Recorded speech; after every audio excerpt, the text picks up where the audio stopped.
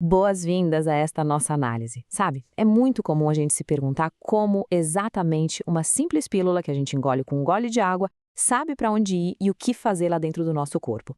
A sensação que dá é de que é pura mágica, né? Mas a verdade é que é ciência pura e aplicada. O nosso grande objetivo aqui hoje é desvendar essa lógica microscópica que dita as regras do funcionamento dos medicamentos. Vamos descobrir juntos como essas moléculas minúsculas interagem com esse universo biológico vasto e super complexo que é o corpo humano. Para guiar nossa conversa, a gente tinha um roteiro bem direto. Primeiro, como os medicamentos funcionam. Depois, vamos para o fármaco e o alvo. Em seguida, ativar ou bloquear. Logo depois, os principais alvos celulares. E, por fim, entendendo os efeitos adversos. Então, vamos mergulhar direto no primeiro ponto. Como os medicamentos funcionam. Como o medicamento produz efeito? Essa é literalmente a pergunta de $1 milhão. Pensa só nesse mistério central.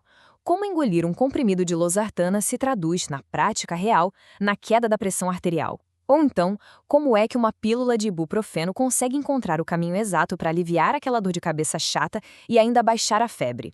O grande lance é que todo medicamento produz um efeito porque ele interage com peças muito específicas do nosso corpo. Não tem nada de acaso nisso, viu? Existe um destino exato, milimetricamente desenhado para cada substância química agir lá dentro. Para a gente entender isso direito, precisamos separar dois conceitos clássicos. De um lado, a gente tem a farmacocinética. Ela basicamente pergunta o que o organismo faz como fármaco, ou seja, como o corpo absorve, metaboliza e, por fim, elimina essa substância. Mas olha, o nosso foco total hoje vai ser a farmacodinâmica. Ela pergunta exatamente o oposto, o que o fármaco faz com o organismo. É exatamente aí que a gente vai concentrar toda a nossa atenção. Nós vamos olhar com uma lente de aumento para os efeitos bioquímicos, fisiológicos e moleculares que acontecem no momento em que a substância finalmente chega no seu destino.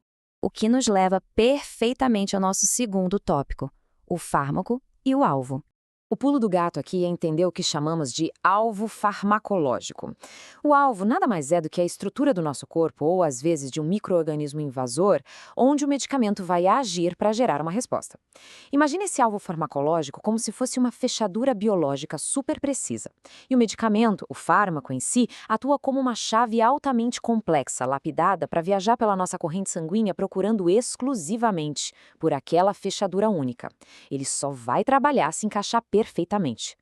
Isso mostra de um jeito incrível aquela cascata biológica da qual tudo depende. Vamos usar a losartana de novo como exemplo. Passo 1, a gente tem o fármaco, a própria losartana. Passo 2, ela encontra o seu alvo farmacológico, que é um receptor específico chamado AT1 da angiotensina 2. Passo 3, essa união, esse encaixe da chave na fechadura, provoca uma alteração celular, que nesse caso é o bloqueio da vasoconstrição. E aí, finalmente, o passo 4. O efeito clínico aparece, a pressão arterial cai e fica controlada. É tipo um efeito dominó perfeito. Quando a gente entende essa sequência cronológica, qualquer tratamento começa a fazer muito mais sentido e fica super lógico.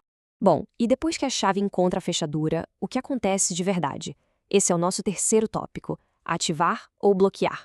Uma vez que o medicamento se conecta no alvo, ele tem que assumir um papel. Basicamente, ele pode seguir por dois caminhos. Ele pode ser um agonista, o que significa que ele entra na fechadura, gira e ativa uma resposta biológica. O salbutamol é um exemplo sensacional disso. Quando ele se liga, ativa os receptores lá nos brônquios, abrindo as vias aéreas e aliviando a falta de ar na hora. O outro caminho, ele pode ser um antagonista. Nesse caso, a chave entra na fechadura, mas ela emperra a porta. Ela não ativa nada e, de quebra, ainda impede que as substâncias naturais do nosso próprio corpo consigam entrar ali. O propranolol é o exemplo clássico de antagonista. Ele bloqueia os receptores lá no coração e isso faz com que a frequência e o esforço cardíaco diminuam.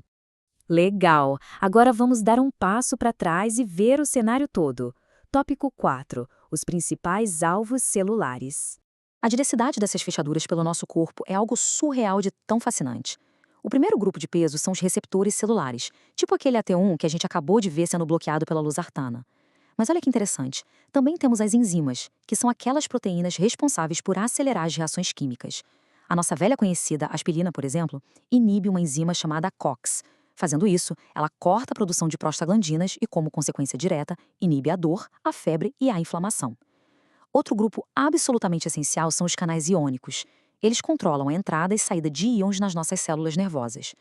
A lidocaína, que é um anestésico local, trabalha justamente bloqueando os canais de sódio nos neurônios. Pensa comigo, sem entrada do sódio, o impulso nervoso simplesmente não consegue viajar. Se o sinal não viaja, a gente não sente a dor, um verdadeiro apagão na condução da dor. E não acaba aí não. Os medicamentos também podem mirar em transportadores. A fluoxetina faz exatamente isso.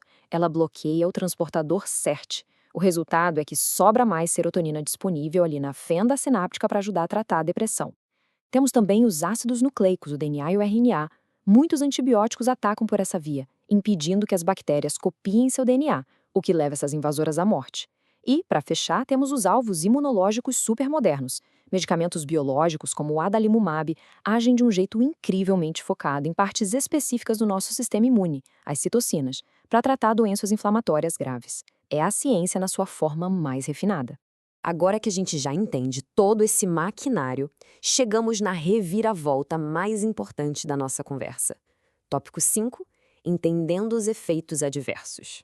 A grande verdade nua e crua é a seguinte: na esmagadora maioria das vezes, o efeito terapêutico, que é o que a gente quer, e o efeito adverso, que é o que a gente detesta, nascem rigorosamente do mesmo mecanismo de ação. Pois é, eles são as duas faces da mesmíssima moeda, uma autêntica faca de dois gumes. Sacar essa lógica é absolutamente crucial para quem quer dominar a farmacologia de verdade. Por quê? Porque isso tira o efeito adverso daquela caixinha do imprevisível e coloca na caixinha do consequencial. Faz todo sentido. Vamos ver isso na prática com os anti-inflamatórios que usamos no dia a dia, os AINES, tipo o ibuprofeno. O lado bom da faca é inibir a produção de prostaglandinas para gerar menos dor e menos inflamação. Mas qual é o problema? O nosso estômago também precisa desesperadamente dessas mesmas prostaglandinas para fabricar a sua camada de proteção. Ou seja, o mesmíssimo mecanismo de cura gera o risco de uma gastrite ou sangramento. Acontece a mesma coisa com a dapagliflozina, um antidiabético. O benefício incrível dela é eliminar o excesso de glicose jogando ali na urina, o que reduz a glicemia no sangue. Mas, ao mesmo tempo, uma urina cheia de açúcar vira o ambiente dos sonhos para bactérias e fungos, o que, logicamente, aumenta bastante o risco de infecções geniturinárias.